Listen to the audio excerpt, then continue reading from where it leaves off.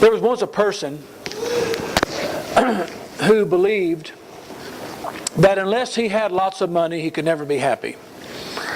And I'm sure we've known such people as this.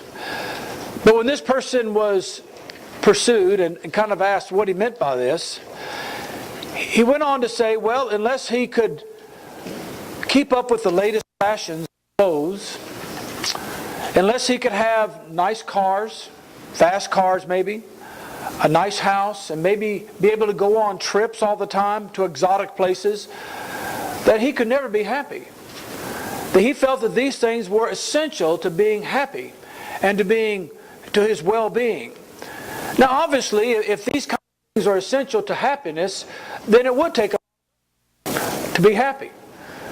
But the question arises, is this what the happiness is all about? Is this how one achieves happiness? And then there are others who would say to us, well, no, this is not going to make a person happy. They know the vanity of money, and they know that money only goes so far, and that you have to have a lot of it to really achieve any sort of happiness, whether long or short.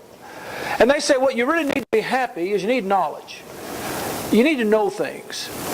You need to know a lot of things, and because they say that it's because of our lack of knowledge that the world is such a sad state. If we could just know more things about global warming, if we could just know more things about disease and how to cure disease, if we could know more things about the makeup of man, and so we could cure his physical sicknesses or his mental well-being, if we just knew more, we would be happy. And this is how we can solve poverty. This is how we can solve hatred in the world, racial prejudice in the world. Just by knowing more. If we just had more information, we could truly solve our problems, and the world would be a better place and a happier place, and more of us would be happy. In fact, all of us would be if we had enough knowledge. And they really believe that. They really believe that it is knowledge, and through knowledge, that we will gain our happiness. And that if we just could know more, we could be happy. And then, of course, there are those people who would deny both of the other premises. And they would say, no, that's not how to be happy. To be happy, you have to be a hedonist, a hedonist. You have to be able to involve yourselves in all your senses and all the pleasures you can possibly get. If you could just have as much sex as you possibly want, if you could drink enough alcohol, or smoke enough grass, or take enough coke, or if you could just indulge yourself in all these kind of things, you'd be happy. And the institutions are full of such people who have sought happiness in this sort of way. They're full of them, and we're paying for them dearly with our tax dollars. People who sought to be happy in this sort of way. Everybody wants to be happy. Everybody wants a little bit of happiness in this life, and really we want it a lot. Not just short term, but a lot. And all of us are going about this in a different sort of way. Some are going about it through money, others through knowledge, and others through just pleasures. And it's a grievous task that God has given the sons of men to do during their short stay on the earth. It truly is grievous. But there is light at the end of the tunnel. There is a way in which happiness can be achieved that's lasting, and that's enduring, and that is complete. The book of Ecclesiastes, of course, those of you who have been following the train of thought so far, is a wonderful book. I think Turner taught it a few months ago, and I'm here to correct everything he said about the book. But it really is a wonderful book, and I'm sure you had a good class in this book, and learned wonderful things. And this lesson is just to remind us of some of these things, because not everybody had the privilege of being in the class. And they're just such good things, because this book, unlike all the other books in the Bible, except for maybe Proverbs, deals with life under the sun. It really deals with how can a man best live his life on the earth. The book is not so much concerned about spiritual life as it is about earthly life. Now, don't take from that it doesn't at all deal with spiritual life, because it does. There are several places where the Holy Spirit, through the writer, warns people about the things that they do now and how it may affect them in the day of judgment. Let's look at three of them. places. In fact, the only three that I can think of right offhand. In Ecclesiastes 3, and in verse 17, the wise man is speaking, and this is what he says he understood and saw. He said, I said to myself in verse 17, God will judge both the righteous man and the wicked man, for a time for every matter and every deed is there. He said, God will judge. And I know that He will, because there is a time for all such things. Later on, in his admonition to the youth, he says in Ecclesiastes 11 and verse 9, he says, Rejoice, young man, during your childhood, and let your heart be pleasant during the days of young manhood, and follow the impulses of your heart and the desires of your eyes, yet know that God will bring you to judgment for all these things. Yet know this. He said, enjoy life. Enjoy the things, but know that God will bring you to judgment for the things you do. Now, this is not saying one thing and then trying to take away on the other half with the other thing. He's saying here, have fun, enjoy life, but realize there's going to be a judgment. And so he's telling the young man to withhold and to not do everything perhaps that is on your mind to do, but you can still enjoy life. You can still enjoy life, but realize that God will one day judge us. So enjoy life in certain boundaries.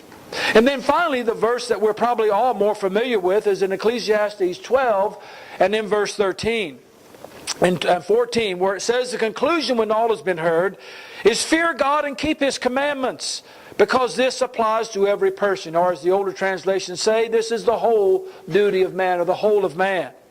Because God will bring every act to judgment, everything which is hidden, whether it is good or evil. And so the Ecclesiastes writers, though he deals primarily with how we are to live our life on the earth and how we are to best enjoy our earthly life, does not keep out of the picture altogether the judgment day and the spiritual aspect of man.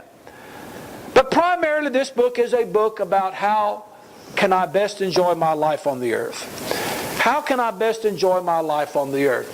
Darrell Himmel wrote a workbook on this, and I don't know if anybody here has it. If you do, I'd like to get it again because I've lost my copy. It was years ago.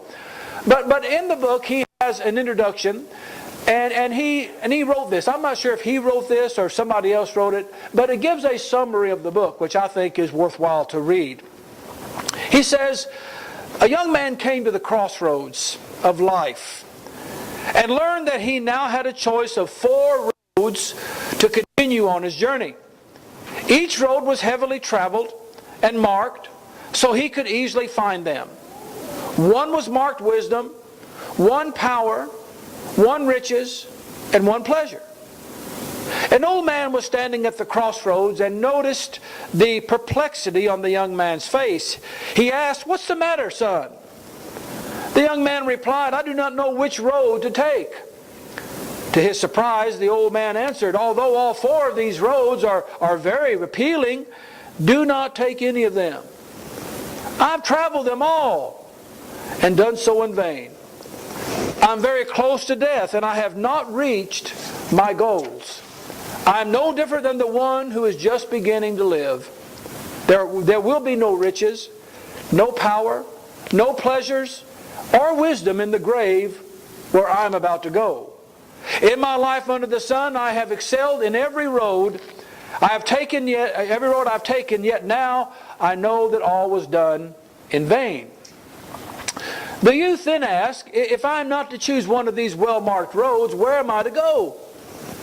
And the old man answered, "There is a narrow path hidden in obscurity where one can partake of pleasure, of wisdom, of power, and in moderation.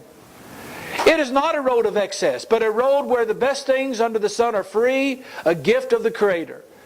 It is a road traveled by few and is marked, fear God and keep His commandments."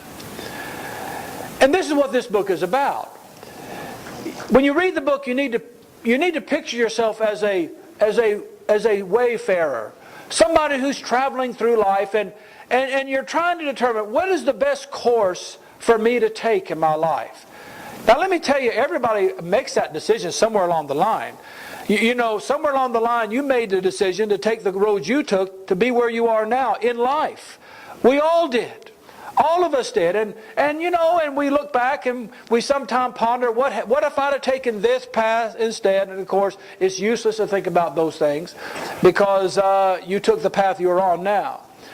And we all have regrets, perhaps, of some of the things we have done or not done in the past. But yet we have all had to make choices. Now, some of our choices, you know, about what I will do or what I will not do in life, are really of little consequence in some regards.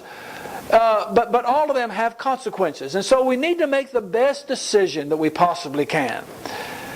And this is what this book does for us. It helps us to make the wisest decision in life.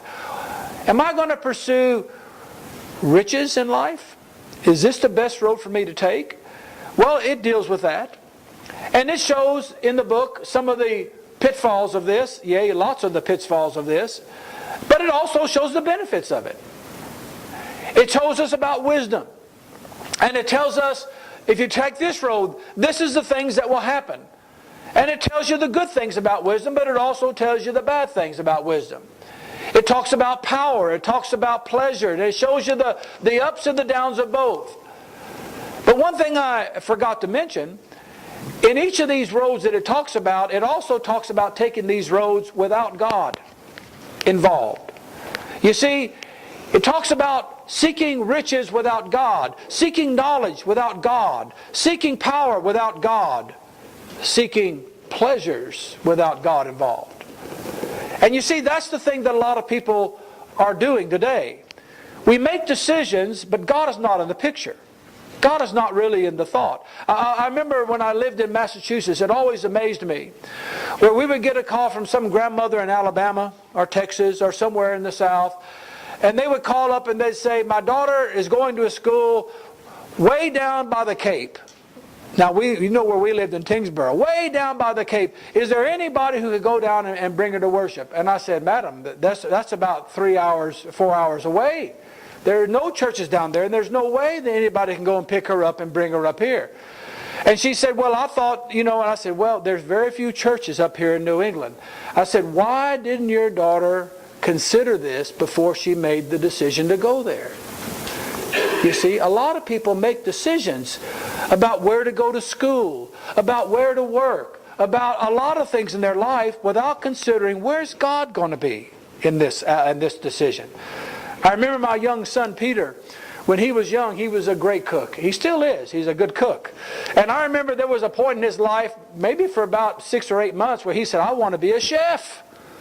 I want to be a chef. And of course, Peter could be a chef. He reminded me of the chef on the Muppets. That one there, because the way he left the kitchen. But anyway, he wanted to be a chef. And we would talk about, you know, the benefits of being a chef and how good it would be to be a great cook and to be able to do cooking and all this and to have people come to your restaurant. But then I would ask him, but what is the most busiest day that a chef has in the week? And it's what day? It's always on a Sunday. That is their biggest day. That is where they get their biggest influx of people. And so I said, would that be a wise choice to make in life? To be a chef and to rely upon that as your living, and then knowing that you're going to have to work on this day more than every other day. You can't ever take Sunday off if you're going to be a chef. At least not one that is going to be successful. And of course, we steered him away from that. But with those kind of knowledge, because God has to be in the picture of all the decisions that we make. Who am I going to marry? Am I going to marry this man or this woman who is not a Christian? Where am I going to work? Are they going to move me to a place where there is no church? Who are my companions going to be? Are they going to be companions that have no interest and no fear of God? You see, we have to consider God in the picture, and this is what the wise man tries to show. Life under the sun, seeking things, but with God not being involved. And then he shows how that will affect us if God becomes involved, and how that will affect our thinking, and how that will help us. So the book is a great book. It's a book that we ought to spend time in. And really, in one way, it may even be a good book to evangelize from, to people who are who are just interested in studying the Bible, learning about God, this may be an excellent book to go to show them about things that they already understand. Things that they can already appreciate in life. And they would be amazed that the Bible has so much to say about these things, and they would be in agreement to many of the conclusions that the author makes. So the author is dealing with what is there for man to do under the sun that's good. What good thing is he to do the few years of his life to find happiness? That's what the book is about. What is the purpose of life, and how best can it be enjoyed? The preacher asked it in this way in chapter 1 and verse 3 when he said, what advantage? What advantage does a man have in all his work which he does under the sun? That's the question. What profit has a man from his labor? And to find the answer, the preacher gave himself over to the pursuit of wisdom and knowledge. In fact, this is what he says in chapter 1 verse 13. This is what he did to do. This is what he attempted to do. He said, I set my mind to seek and to explore by wisdom concerning all that has been done under heaven. It is a grievous task which God has given the sons of men to be afflicted with. He says that I set my mind to seek and to explore by wisdom concerning all that was done. The expression to seek comes from a word that refers to a penetrating or an in-depth study of things which one has around him. In other words, he wanted to, first of all, examine the things that were close by. And what is there here for me? What is there here for me to do? And where can I find happiness in the things that are close to me? The other word, to explore, comes from a word that means to study something which is far away. Which is far away. The word comes from the same Hebrew word that the word spy is often translated from. And so the idea is I'm looking for things close by, and I'm looking at things from a distance. What is there on earth that can make me happy?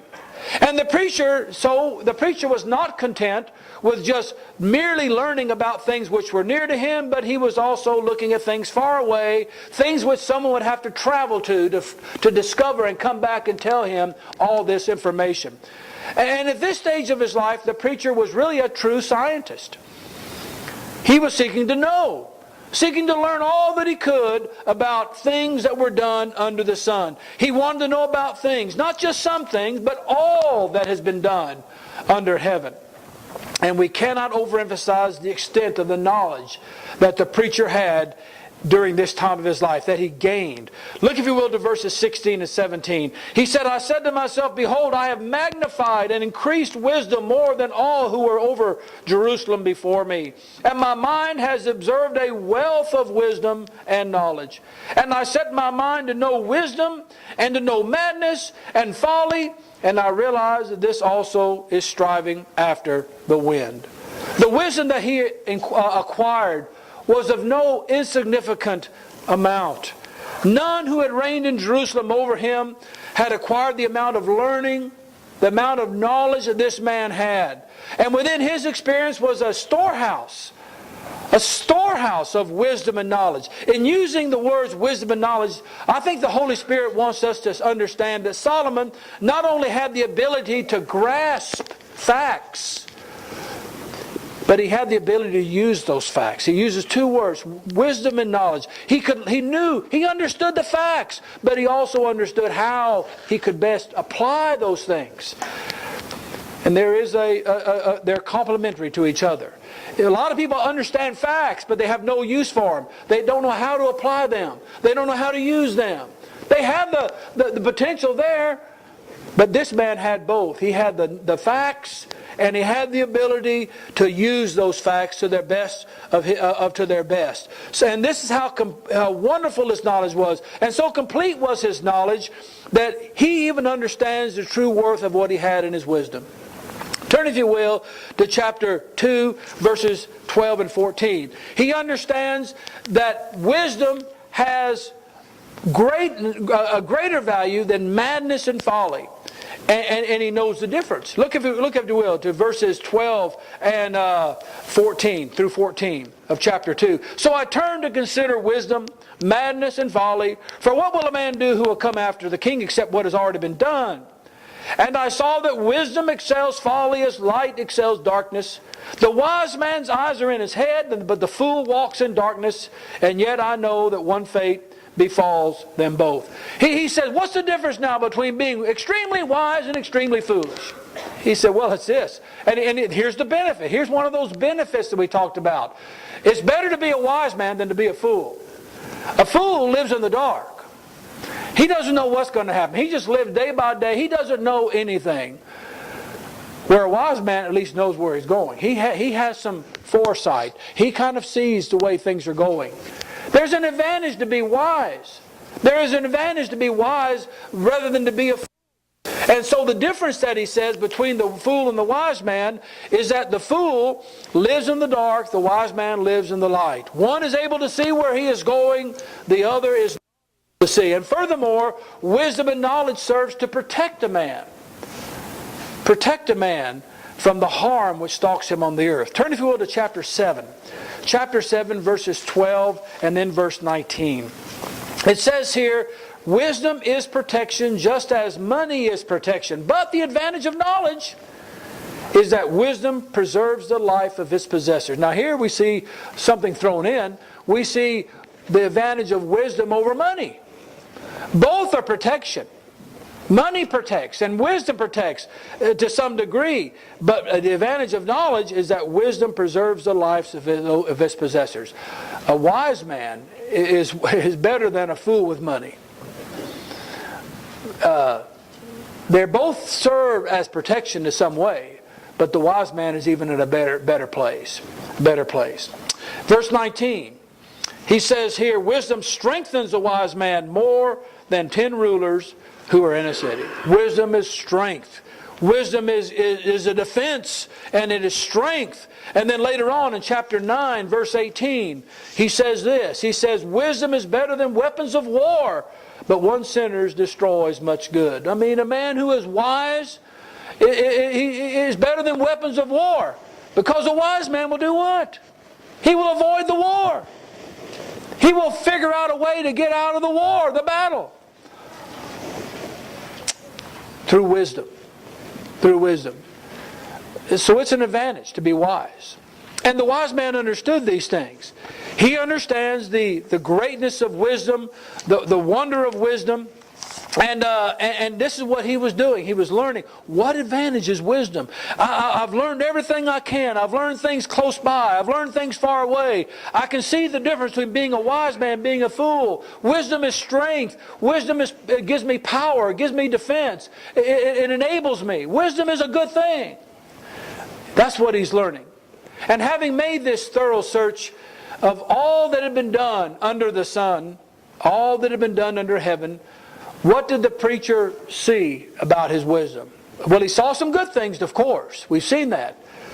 But really, what was the conclusion at the end of the day? Go back, if you will, to chapter 1 and verse 14. In verse 14, the wise man says, he says, I have seen all the works which have been done under the sun, and behold, all is vanity, and striving after the wind. He goes on and he says, what is crooked cannot be straightened, and what is lacking cannot be counted. I said to myself, behold, I have magnified and increased in wisdom more than all who were over Jerusalem before me, and my mind has observed the wealth of wisdom and knowledge. And I set my mind to know wisdom and to know madness and folly. And I realize this is also striving after the wind, because in much wisdom there is much grief, and increasing knowledge results in increasing pain. He saw that with all the advantages of wisdom, that it was still not able to make him happy. He was still not able to make him happy. He says in these verses, he says, I've seen the works. He says, I've learned that what is crooked cannot be straightened, and what is lacking cannot be counted.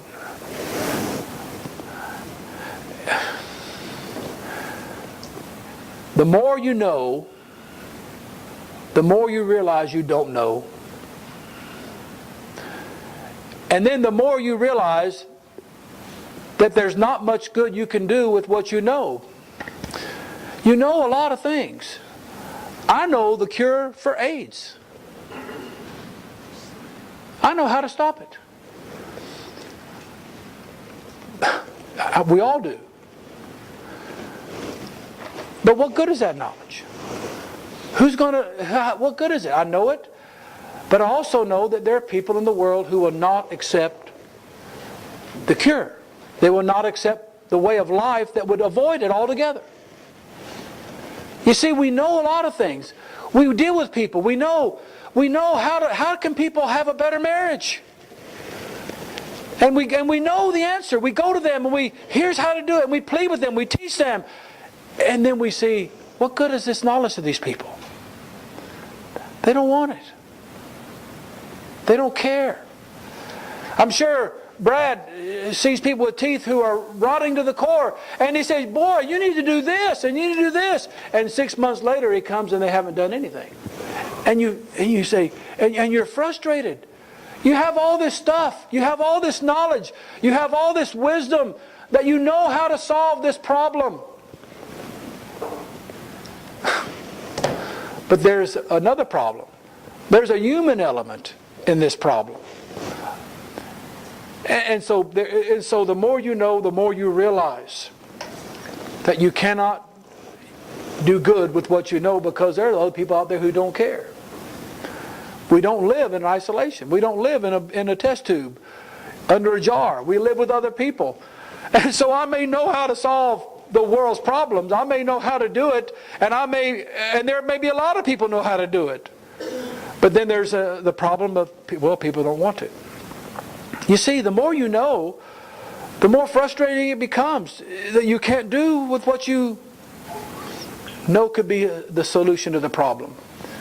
It can't happen. And that's what the wise man learned. What is crooked cannot be straightened. What is counted cannot be made up for. He learned all these things. Wisdom promised much in the beginning. Just know. Just learn. And you'll be able to solve our world's problems. You'll be able to solve all these dilemmas. And it promises much. But in the end, it fell short. It fell short. And it would not deliver the happiness that the wise man was seeking for. For with all of his learning, with all of his ability to grasp the facts that he had, there were still things that could never be understood, and wisdom and knowledge could not fix. They could not fix, because there's a human element involved. And as Himmel said as well in his little book, the more wisdom a man has, the more sensitive he becomes to his own ignorance and impotence. The more aware he becomes of the gigantic evils which he is powerless to remedy, the more conscious he becomes of the crooked that cannot be straight. Every discovery serves to convince us that more remains concealed, of which we had no suspicions of before. I mean, the more you know, the more you realize you don't know. And there's just a vast wealth of information. And then when you think you know it enough to help people, then you realize that people don't want to be helped. So wisdom is not the answer. The man says that it was all vanity. And to make matters even worse, you remember we saw there was an advantage to being wise over being a fool. The wise man walks in the light. He knows where he's going. The fool, he's in the dark. He doesn't know. Well, listen to what he says later on in chapter 5, or chapter 2 in verses 15 and 17. He says here, "Then I said to myself, as the fate of the fool, so also will befall me. Why then have I been extremely wise? So I said to myself, this too is vanity. For there is no lasting remembrance of the wise man as with the fool." This is chapter 2, verses 15 and following.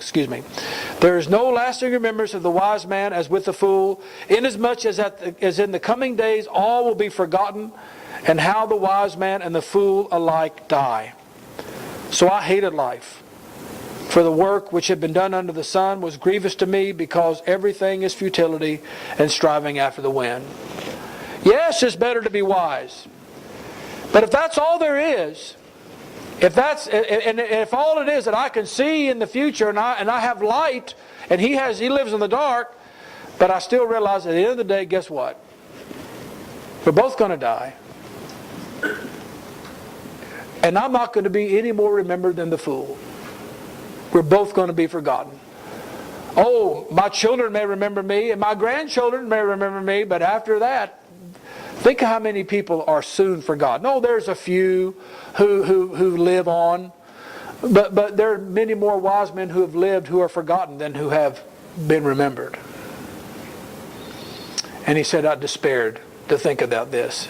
If this is all there is, if I'm just seeking wisdom and God is not being involved in this search, I'm just seeking for wisdom, seeking to know. And if this is all there is, then at the end of the day, I'm no better than the fool, because we'll both die and all of us will be forgotten. And so what was the use of it all? See, this is what the wise man wants people to think about. Yes, there's advantages in wisdom, there's advantages in knowledge, and there's really no advantage to be a fool at all. So don't be a fool. Don't be a fool. But seek for wisdom. But realize that by itself, wisdom is not going to be the thing that makes you happy. In fact, by itself, wisdom will make you extremely unhappy. Because you realize how little you can do with what you know. You realize that there's things you know that will be of no value because people don't care. So it truly is a grievous task to which God has given the sons of men to be afflicted with, to seek happiness through wisdom. You know, God knows that this will be the conclusion of all people who seek happiness in this sort of way through wisdom. And yet, in His wisdom, God wants men to learn this lesson for themselves. It is His will that when men seek their happiness through knowledge and wisdom, that they learn through this experience that wisdom is a fraud. That the promises are fraudulent. It's not what it pretends to be. And while in a reflecting mood, the preacher saw this as well.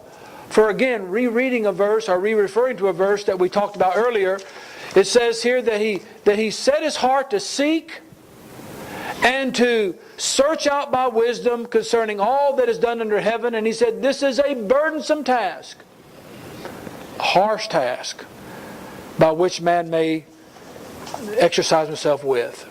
The process of learning itself is a grievous task. Ask any student. It's hard to learn things. Just the process of learning is hard. That's hard. Yet when one learns that it cannot supply man with happiness, that it will not supply him with happiness, that it cannot fulfill his absolute longing in life for happiness, lasting happiness, then it becomes even a more grievous task. Why am I learning this? Why am I learning this? What's this going to have to do with my life? Good question. I know we don't want to hear that from our kids. We say, because we said. And while you're in school, you need to learn. This is not an excuse for you to not learn and do well at school. But at the end of the day, you may ask, why have I learned this? Why have I learned this?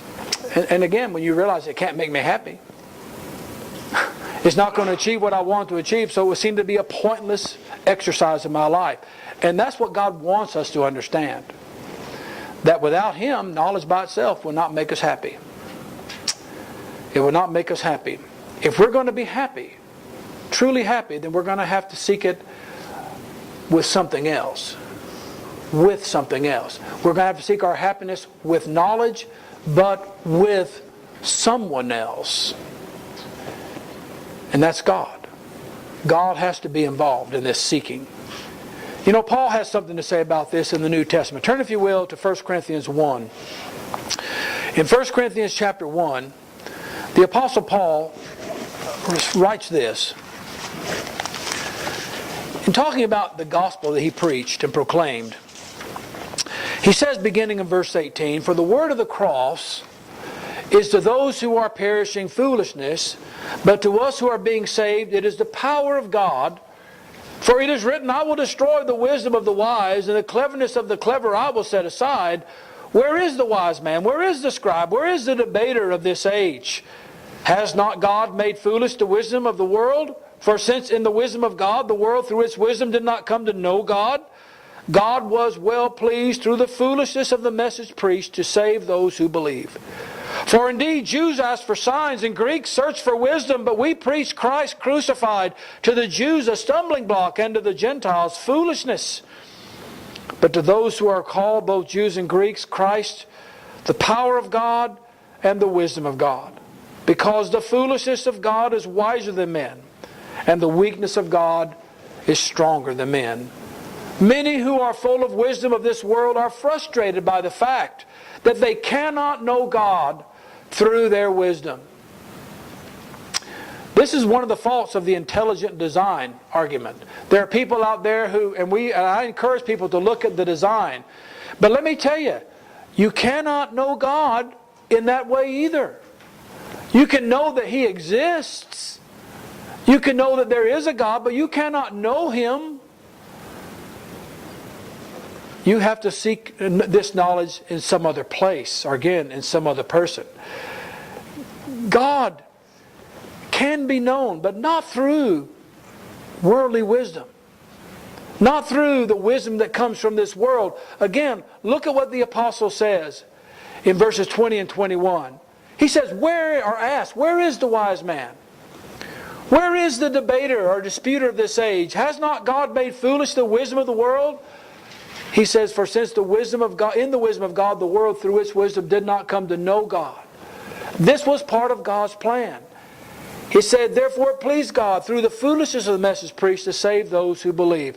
It was God's plan to frustrate the proud wisdom and to humble it even further through the gospel. To save the world through a crucified Jew. It is an insult to the intelligent of the wise, and it's offensive to the Jews. But God will not be dictated to. Men will be saved through the gospel, or else they will not be saved at all. Where does this leave the wise then? Well, it leaves them with pitifully little. It leaves most of them without any spiritual hope. For their pride would not allow them to submit to the gospel. And that is a huge problem. Just ask anybody who's involved in academia, or people who are involved in positions of power, how pride will not allow somebody to submit to this simple gospel. It's a huge problem for them. But I want to say that not all the wise of this world will reject this message.